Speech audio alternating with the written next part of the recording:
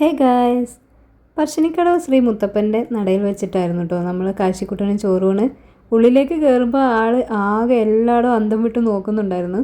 പക്ഷെ അവിടെ ഇരുന്ന് കഴിഞ്ഞപ്പോഴത്തേക്ക് വിധം മാറി കേട്ടോ. ചെറുതായിട്ട് കരയാൻ തുടങ്ങി. തലേദിവസം ഞങ്ങൾ അവിടെ പോയി റൂം എടുത്ത് നിൽക്കുമായിരുന്നു. തലേദിവസം രാത്രിയെല്ലാം കുഞ്ഞിന് ചെറിയൊരു പനിയൊക്കെ ഉണ്ടായിരുന്നു. അതിൻ്റെ ചെറിയ അസ്വസ്ഥതയൊക്കെ ഉണ്ടായിരുന്നു കേട്ടോ. ചിലപ്പോൾ ചോറ് കൊടുക്കുമ്പോൾ പായസമാണ് അവിടെ കൊടുക്കുന്നത്. പായസം കൊടുക്കുമ്പോൾ ചിലപ്പോൾ കഴിക്കില്ല എന്നാണ് ഞങ്ങൾ വിചാരിച്ചത് കേട്ടോ. പക്ഷേ പിന്നെ അങ്ങോട്ട് ഒരു പ്രശ്നമില്ലാതെ അവിടെ അങ്ങ് ഇരുന്നു കേട്ടോ. നല്ലതുപോലെ സഹകരിച്ചു. അങ്ങനെ അധികം ആരും ഉണ്ടായിരുന്നില്ല, ഞങ്ങൾ മാത്രമേ ചോറിനോട് പോയിട്ടുള്ളൂ. ഒത്തിരി ആളായിരുന്നു കേട്ടോ. അന്ന് ഭയങ്കര തിരക്കായിരുന്നു, പുറത്തെല്ലാം ആൾക്കാരായിരുന്നു.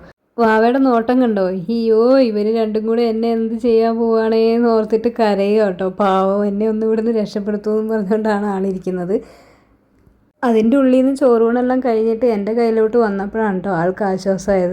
നമ്മൾ ഹിന്ദുക്കൾക്ക് ഒരു ആചാരമാണല്ലോ ഇത്. കുഞ്ഞുങ്ങൾക്ക് ചോറ്, ദൈവങ്ങളുടെ നടയിൽ പോയി ചോറ് കൊടുത്തതിന് ശേഷമേ നമ്മൾ ഭക്ഷണം കൊടുത്തു തുടങ്ങൂ എന്നുള്ളൊരു ആചാരം ഉള്ളത് കൊണ്ട് നമ്മളും അങ്ങനെ പോയി കേട്ടോ. കാശിക്കുട്ടന് പായസമാണ് കേട്ടോ, പുള്ളിക്ക് ഇഷ്ടപ്പെട്ടു. മധുരവും നെയ്യും ഒക്കെ കൂടെ ആയിട്ട് ഇഷ്ടപ്പെട്ടിട്ടുണ്ട്. ഞാൻ വിചാരിച്ച് കഴിക്കൂല.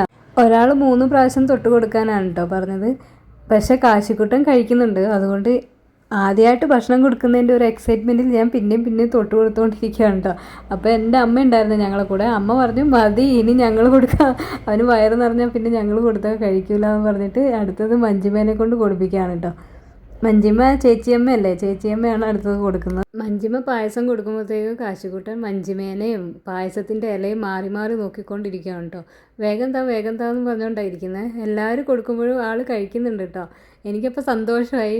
അയ്യോ, നല്ലോണം ഭക്ഷണം കഴിക്കുന്നതാണെന്നൊക്കെ പറഞ്ഞ് ഞാൻ സന്തോഷിച്ചിരിക്കുകയാണ്. പിന്നെയാണ് എനിക്ക് മനസ്സിലായത് കേട്ടോ, അന്നേരത്തെ പായസത്തിൻ്റെ നെയ്യിൻ്റെ ഒക്കെ ടേസ്റ്റിലോ പിന്നെ വിശപ്പിൻ്റെ ഒക്കെ ആയിട്ടാണ് ആളങ്ങനെ നല്ലോണം കഴിച്ചത് കേട്ടോ. പിന്നെയാണ് മനസ്സിലായത് ആൾക്ക് ഭക്ഷണത്തിനോട് വലിയ താല്പര്യമുള്ള ആളല്ല എന്ന്. ഇപ്പം എനിക്ക് മനസ്സിലായിക്കൊണ്ടിരിക്കുകയാണ്.